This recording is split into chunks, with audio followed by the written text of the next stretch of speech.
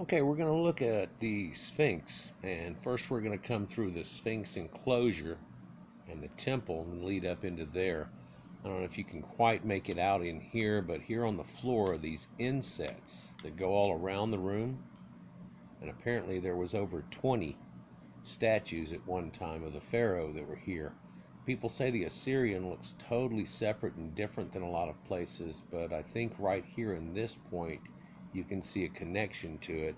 Of course, a lot of people said that it could be a mimicking of a much earlier time, and people try to say that the Assyrian was lost from earlier times, but I think it was just buried and inundated, and I believe it always had a connection to water. In fact, you can see in this temple here where there's a darkening on all of these stones at probably about 4 foot high, and I'm not sure if that's just from trash being in here with dirt and debris and moisture hitting it every once in a while and causing that effect, or if it occasionally used to get flooded pretty bad in this area here whenever the whole Nile Delta would flood out totally. Entirely possible it would get to that point, but I don't think so much. It just makes you wonder about things like this. But so when you look at this structure here, kind of more 3D-ish, you can see the fine edges to these stones, and then when you look at something like this, it seems like it was made a much more rougher attempt, and it indeed is even rougher stones capped by stones like these.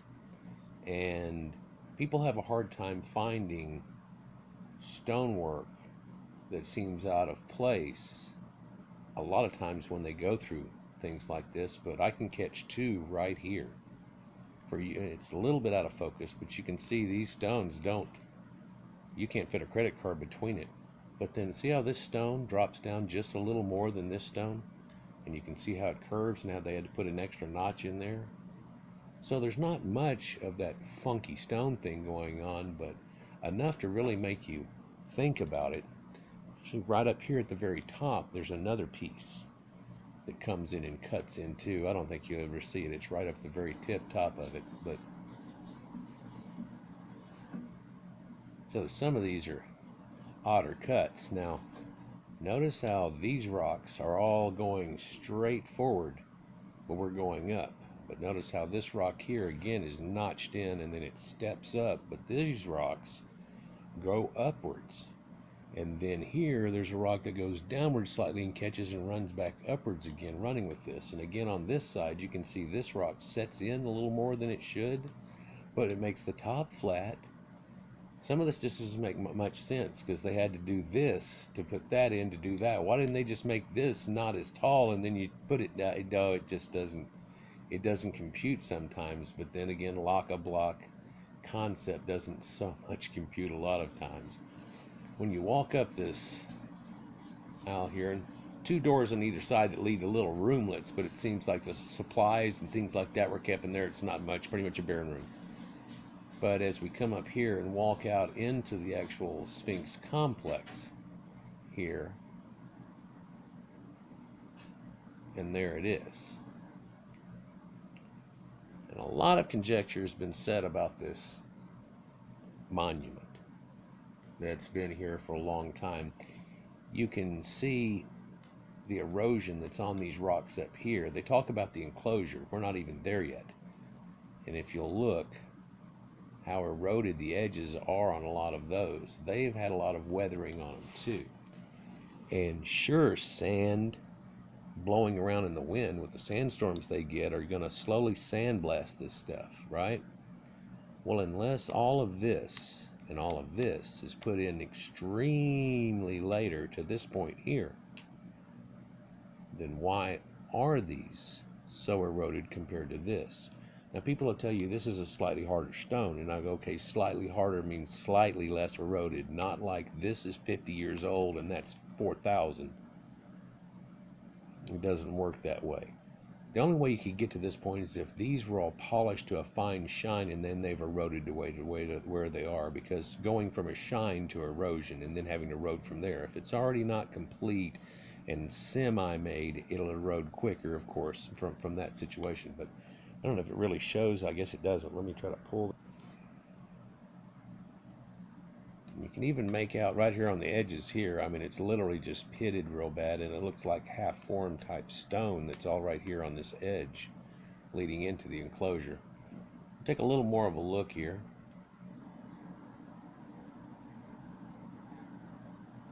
Come up into the area. This is some 8:30 in the morning. Just the sun is just coming up. In fact, you can see how dark it is here, but lighter out there with the sun shining from what is over our right shoulder. And it's supposed to be after the Pharaoh Khafre, but a lot of people would look at this and say something slightly different about it. A lot of people would look at this situation. Here you can see one of the first tour groups of the morning. A lot of people would say from this situation, there's a lot of things to be said about this. That the head is too small for that body, and so it must have been recarved.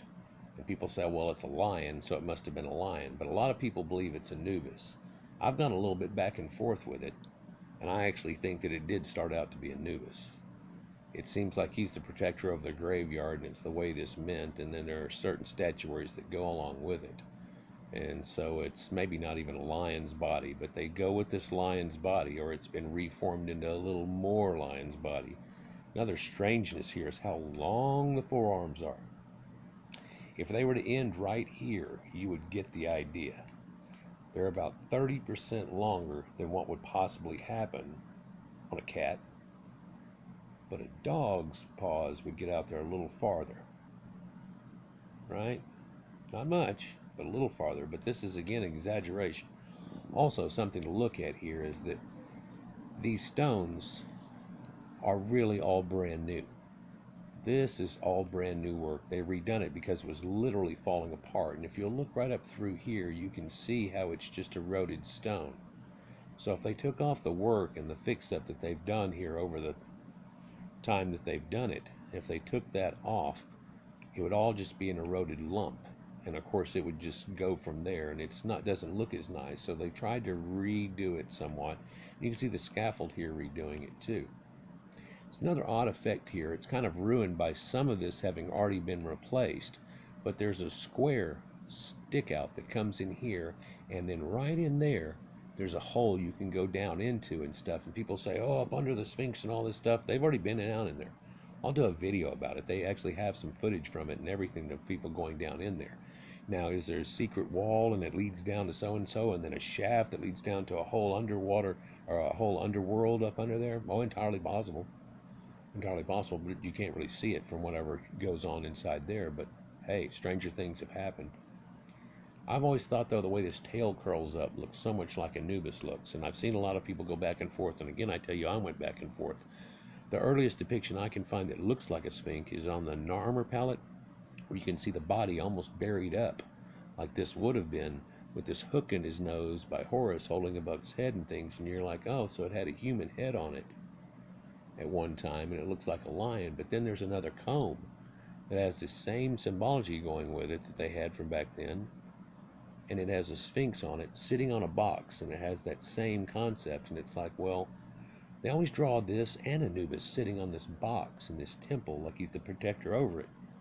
Is there a temple under here that is that box? And people have often wondered if there's secret chambers like crazy all up through here. Now, they reconcreted and fixed his head. I talk about it in one of my older videos where the edges on this really started falling apart. So they came up and they concrete fixed a lot of it. And you can see that reparation. And I've made fun of it in my video because they're like, they haven't touched the head. And I'm like, here's a picture. Here's a drawing. Here's the way it looks now. Say it again, they didn't touch the head, because it's pretty easy to see. Kind of actually self-evident and crazy that you would think that it's not. Let's get on over here to a little more side view look at it. And the first documented excavation of the site took place in about 1400 BC when Tutmosis IV dug out the front paws after he had taken a nap there, and of course had a revelation type of thing that went along with it. So, quite the strange thing. And that was his way of usurping into a throne. Now, the one thing I also want to show you here over at the side of it here, they tell you 1817 or by 1887 they've excavated out the whole thing, but on the side that's over here that you see, could there have ever been some wings that were tried to be put on here? Because Sphinx generally have wings.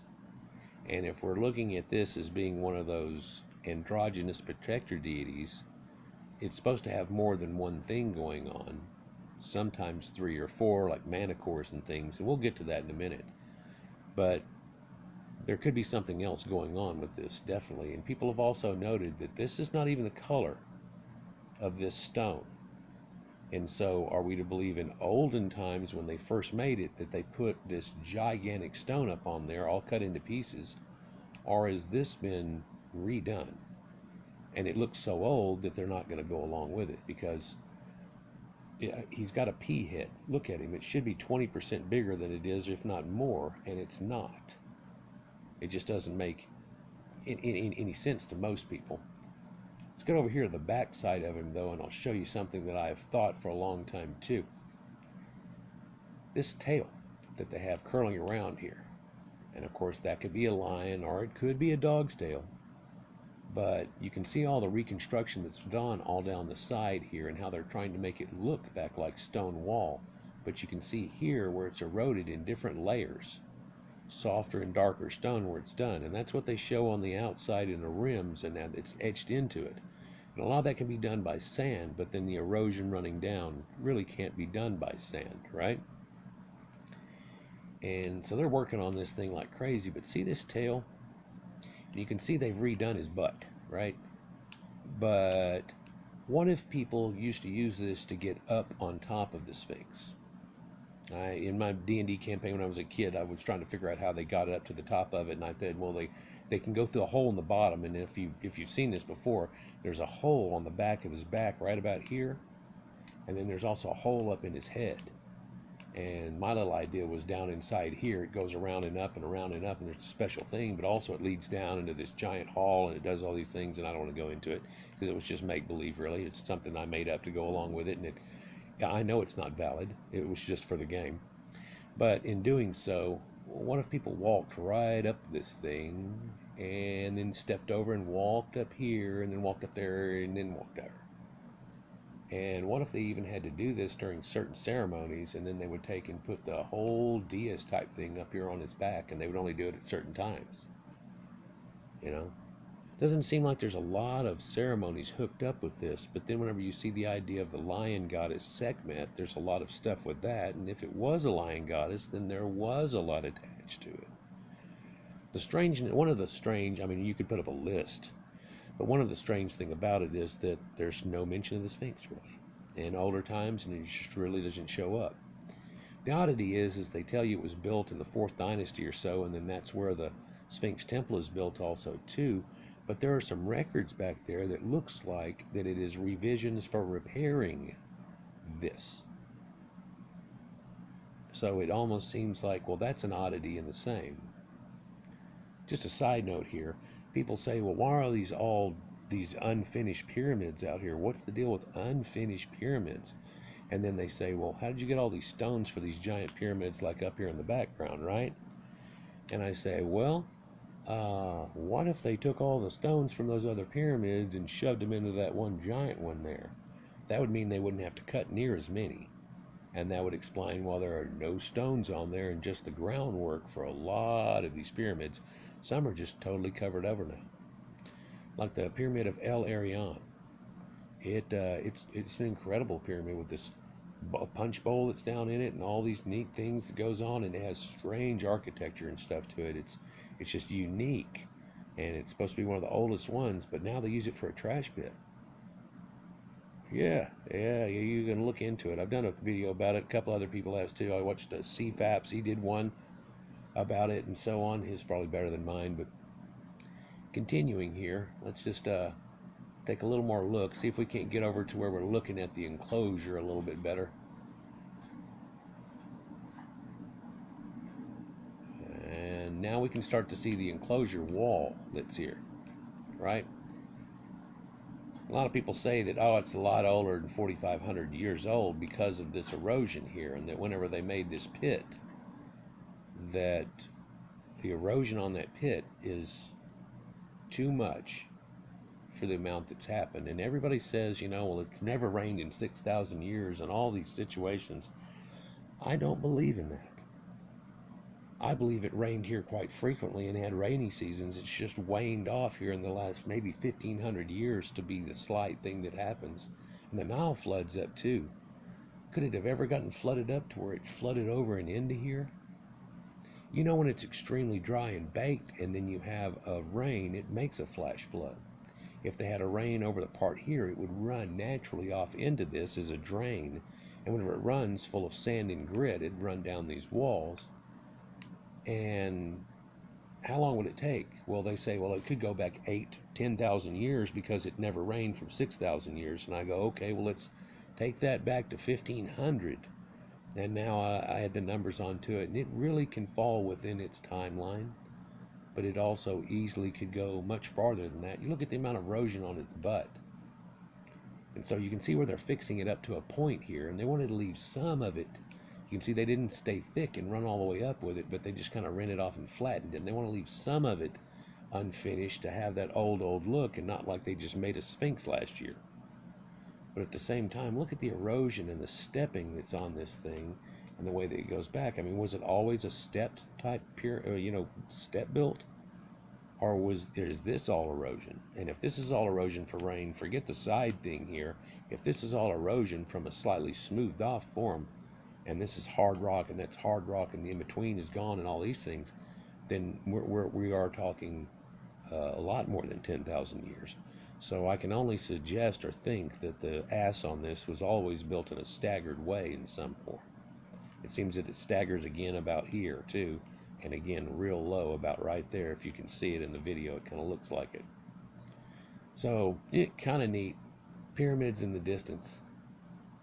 Yeah, kind of a half cloudy, foggy day, if you will. But let's take a look at some information on the Sphinx.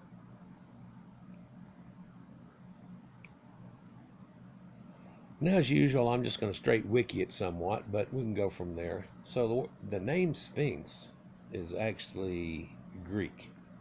Yeah, Greeks named everything. They actually called the river there the River R. A-U-R, A-R, R.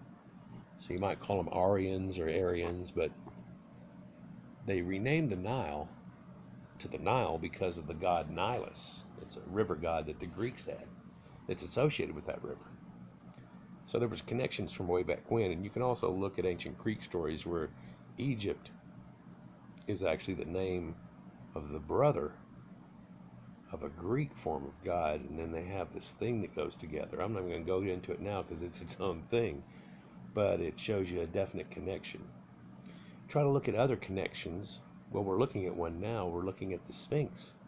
It literally has connections to all of the ancient people that come all the way through the Middle East and up in Anatolia all the way through. For this is nothing more than a protector deity, and it's really very much just like what you see out in front of the Sumerian temples, where there's two of them. In fact, there's a few cases where they believe there's supposed to be two of these sphinxes. And are they butt to butt, or are they side by side, and one's facing that way, and one's facing this way, and one's the sunset, and one's the sunrise? How does this all work? Well, no, they just got that one. And people have said there was another one around there. There's been a few people that have tried to say certain places might be the Sphinx temple, and then they tore it apart and built other things out of it, things like that. But it's really kind of strange. But it's a mythical creature with the head of a human and the body of a lion. And so when we say that, we're an androgynous creature, but you can see that through Egypt like crazy. With all their gods had animal heads and things onto them. They had these animal aspects to them. So this, what's neat about Egypt to me a lot, is it's the end of like a shamanistic type situation blended with a newer type form of religion, and all of this knowledge that comes out of it that really isn't a religion, but it's all just symbology and all this depth that they're going into with religion cooked onto every aspect of it. And it seems to be an odd go-between, and one of the neat go-betweens between that and then the Bible that we know of from the people up in the Middle East and Anatolia and all this. And do they have connections? Oh yeah, they got connections. And those Lamassu that are sitting out in front of the temples that you see have a man's face and a bird wing on them, but a body of a bull. And you start wondering what that's got to do with anything. And these are zodiacal and cardinal points. Let me just read some of this and I can go on off of that. In Greek tradition, the Sphinx has the head of a human and the haunches of a lion and sometimes the wings of a bird. It is mythicized as treacherous and merciless. Those who cannot answer its riddle suffer a fate typical in such mythological stories as they are killed and eaten by its ravenous monster. You can see this in all kinds of stuff like the never-ending story and things, and you kind of you have to be able to pass by it. You have to do these things. You have to be reverent. All these things go on and stuff with it, and you have to answer its question. Well, so let me give you a riddle. I don't know if I've done this and enough. Some of y'all may already know the answer to it from when I did it before, but one of the riddles I used in D&D and stuff was one-word answer here. What's as big as the universe and as broad as the skies? Dead people eat it, and if you eat it, you'll die. And you have to answer my question. Yeah. Could be real devastating. It took a while for my guys to figure it out, and then all of a sudden it just, boom, came right to them. See if y'all can get it. Put it in the comments here as well. I'll keep going, and we'll see whenever you catch it. This deadly version of a sphinx appears in the myth and drama of Oedipus, right? Back in there in the Greek story and so on, where he had to answer the question of the Sphinx. Here it is, even in the picture where he's going up to it and asking the question. Unlike the Great Sphinx, which is a woman, the Egyptian Sphinx is typically shown as a man, so it's like an androsphinx, andro being men. In addition, the Egyptian Sphinx was viewed as benevolent, but having ferocious strength, similar to the malevolent Greek version, and both were thought as guardians of flanking the entrances to temples. And there's that flanking. Well, you can't flank with one. Yeah, you can't put one on either side of a passageway with one. So, a little strange there on the showing here. One of the most important sphinxes, if not, it is the Sphinx, right? But it doesn't seem to fall under exactly the category. I don't know if they built two, tore it down. We're not going to go there. In European decorative art, the Sphinx enjoyed a major revival during the Renaissance. Later, the Sphinx image, something very similar to the original ancient Egyptian concept, was exported into many other cultures, albeit interpreted quite differently, though, due to translations and descriptions of the originals and evolution of the concept in relation to other traditions. Now, they try to throw that phrase in there to say that other people might have gotten their Sphinx idea from them. But we'll probably find something that totally debunks that in the next sentence. Let's read on. Sphinx's depictions are generally associated with the architectural structures such as royal tombs and religious temples. The oldest known Sphinx was found 195 millimeters, 195 kilometers to the east of Kortuk Tepe, up near Göbekli Tepe and these other ones in Turkey. Yeah, and up in Anatolia. And it was dated to 9500 BC. So now we have it about the time of Göbekli Tepe. Huh?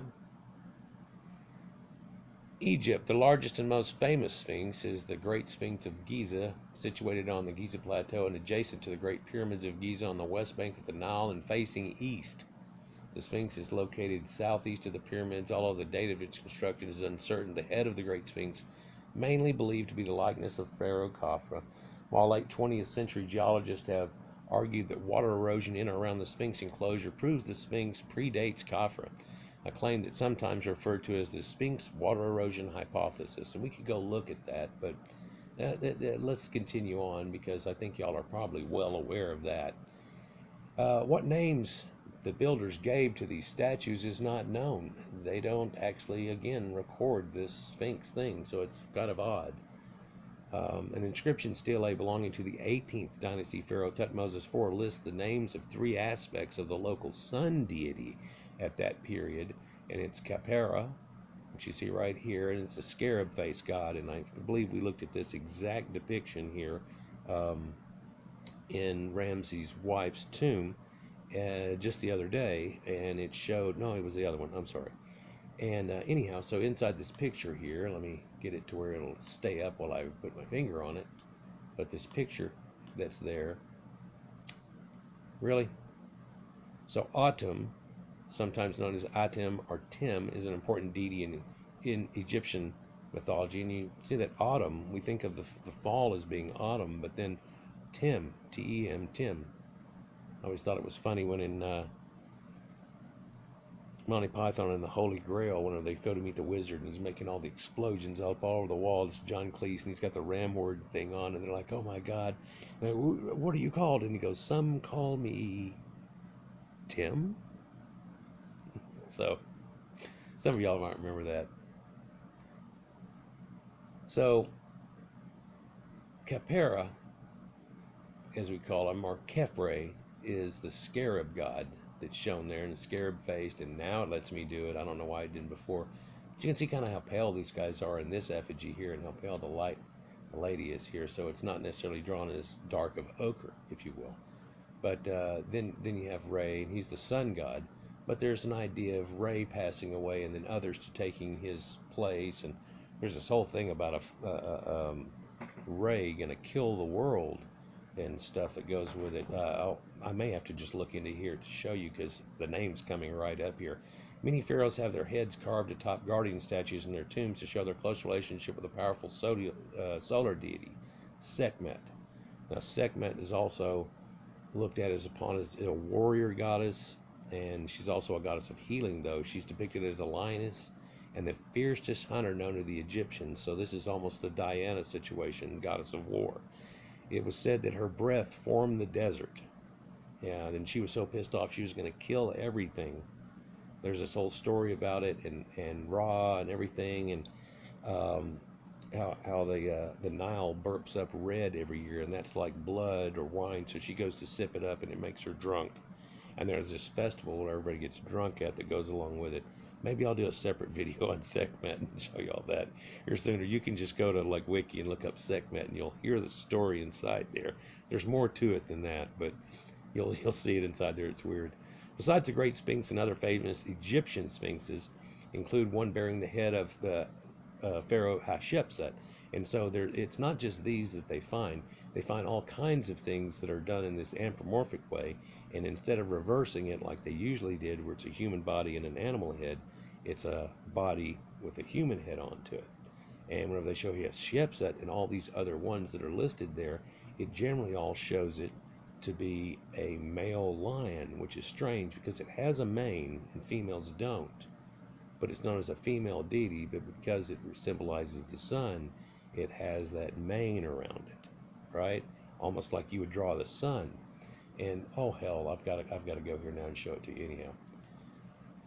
Okay, so here's Sekhmet, and you can see she has a sun disk on top of her head, so it goes with it quite well. But when you look at these things now, this cultic object here, and it's known as an aegis, and that's another Greek term, and this is a protector thing that's put onto him, right? Like a little chest piece and stuff. A lot of aegis is animal skins, the famous golden fleece and all this type of stuff. But here we see the two birds holding over him, and then this lion face here has a mane all around it. But this is Sekhmet's aegis. That's a little odd, isn't it? A little bit. And you can see here that she actually has a fringe like a sun around her head, right? But that long hair, she got boobies. That's a female, but a male lion's head on there. Perhaps for ferocity, but if anybody's looked into lions, the females do a lot more of the hunting. Yeah, they got a lot more going on. Even King Tut's tomb has Sekhmets on the corners, and people wonder what that is whenever they have the lion or the leopard table and so on. And it has a symbology of rebirth. She's supposed to be a goddess of rebirth. And again, here's another picture, and you can see that mane clearly around on there. Kind of funny how they made the mouth. Almost looks a little comical. The ears folded back, but if they didn't fold them back, they'd be broke off right now. Now look at the bottom here, it broke off. So a lot of stuff to this. Let's go back down here and look a little more. See if I can find the story of that, because I don't want to go into the full thing here off of it.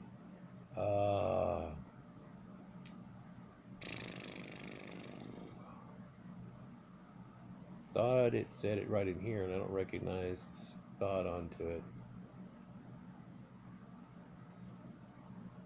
Okay, well here, let's come from the start, and I'll show you this. Sekhmet's name comes from the ancient Egyptian word Sekhem. So when you want to hear about Sekhem and Sekhem, and how that has to go with stuff. And what does that have to do with it? Well, it has a lot to do with it, and that's got Kim into it. So Sekhem, she's the goddess that works that way and under those powers, right? And so she's known as the one who is powerful or mighty. She was given the titles such as one before whom evil trembles, mistress of dread, lady of slaughter, she who mauls. And she's used as basically a war goddess. And whenever she's done, they throw a festival and get everybody drunk, so it takes the angst out of the people and let it go. It's the concept that goes along with her, and why she had to drink from the Nile to calm herself and to bring it back down, because she was going to kill everybody. And where is this? To pacify Sekhmet, festivals were celebrated at the end of battle so that destruction would come to an end. During an annual festival held at the beginning of the year, the festival Intoxication, the Egyptians danced and played music to soothe the wildness of the goddess and drank great quantities of wine ritually to imitate the extreme drunkenness that stopped the wrath of the goddess when she almost destroyed humanity. So now here we have a Tiamat type situation coming out of her. And it said that her breath caused the desert. And if her breath caused the desert, maybe that has something to do with the sea of glass that formed out there, and it looks like a meteorite strike came down, bah! And of course, deforestation and things after it ran out of its green Sahara point ended up leading to, boom, just turns dead. It's kind of like Dust Bowl, Oklahoma, if you will. So real neat that they have this type of thing. But so each year when the Nile ran blood red with the silt from upstream, Sekhmet had to swallow the overflow just to save mankind from a giant flood. Does that make... That sounds a little familiar, right? But then here's the goddess that's making it not happen, right? Kind of neat. Let's go back to that Sphinx. And so whenever they first found it, I'm sure y'all are aware that it was buried up quite a bit. In fact, the picture that they show here that won't load, really shows it pretty much buried. You don't notice it's got any legs on it at all. But if you dig down where that man is right there, you can get into this compartment that's here. See how the corners are all busted off and his cowling is done totally different there at that point? Yeah, so there's been a lot of fix-up done on this thing to help fix it out. But look how the entire body is totally eroded, and where we saw that tail at and that butt and how it looks back there and how eroded this whole area is. Now, whenever they found it before this is after being dug out and everything, of course. Whenever I found it before, it was buried up here, and basically the head's just sticking out. It was to the height of these people standing over here, just across. Boom, the whole thing was flooded in with sand, just totally covered up. So this erosion had to happen whenever it was uncovered, pretty much. I mean, just the sand sitting there, it's not going to do that. Especially as it packs down, and it's just going to sit there. It's not going to do much to it. So again, this erosion has to have happened before it got sand all over it. But then again, the desert's what got sand all over it. It's back at the Green Sahara, and we're back into that. I think this thing was built before they say it was built, right? I still don't think it has to go back in any way, shape, or form to 10,000 years. If we just said 6, yeah, it'd cover me pretty well. Anyhow, there we can look at the legs and the butt of it that I showed you earlier and how it's been rebuilt. And you can see all the rebuilding now versus what we were just looking at on it. Paws exposed and totally rebuilt. Boxes here totally rebuilt. Back paw totally rebuilt. Tail coming up here, but not as built right there as it is in our video we were just looking at. So apparently some change. And of course the actual scaffolding is not there. Now we're looking at a Sphinx that comes out of Greece in that area. And of course they told you the oldest Sphinx they found in any way is up that way. And so it might show you a connection. The problem we have is it doesn't have these wings on it. Well, if they tried to make that, how would they try to make it? Well, a lot of them, they just attach it to their sides. Look at that bull that they do over in Lamassu, and it's just really an extension off the side when they're covering it. And did this ever have that? There's no real proof of that, but it entirely could be. Then we see other creatures like this, though, that's like a manticore, and it's a man's face on a whole lion's body. In fact, usually has a mane behind his face. But then he has a scorpion for a tail, and then wings on him. And what we're looking at there is Scorpio and Aquarius, and the ancient bird symbology, which used to be the crab, I believe, and then Leo. And now we're looking at 4 points of the cardinal points of the zodiac again also. And isn't it remarkable that all these people had Leo as Leo, and a lot of these the same? In fact, there's only a couple of differences for each one, and it seems like those kind of go with a local type of thing. But then you can have things all the way to the point of Celtics and stuff having trees named after constellations and all kinds of stuff that work together. In fact, all the trees ended up being the world tree type situation that we talk about in another video. But yeah, so Sphinx, back in the Bronze Age and everything, and I'm not going to read this whole thing because it'll just click off on me here in probably the next 4 minutes or so. So I'm just going to stop it here, guys, but let you know that the riddle of the Sphinx and what they had talked about. And she told him before, a man who crawls on all fours as a baby, then walks on feet as an adult, and then uses a walking stick as old age. And so they say, it's 4 foot it's 4 foot in the morning, 2 foot in the afternoon, 3 feet in the evening. How does that work? And they go, oh, that's a man walking with a cane. And ta-da, he bested that Sphinx, the guardian. So what's the answer to, hopefully y'all have already gotten it, what's the answer to what's as big as the universe and as broad as the skies? Dead people eat it, and if you eat it, you'll die. I'm going to let this run for a minute and let you try to figure that out if you don't get it. Just run it through your mind, which one's which. What's as big as the universe? What's as broad as the skies? What do dead people eat? And if you ate it, you would die.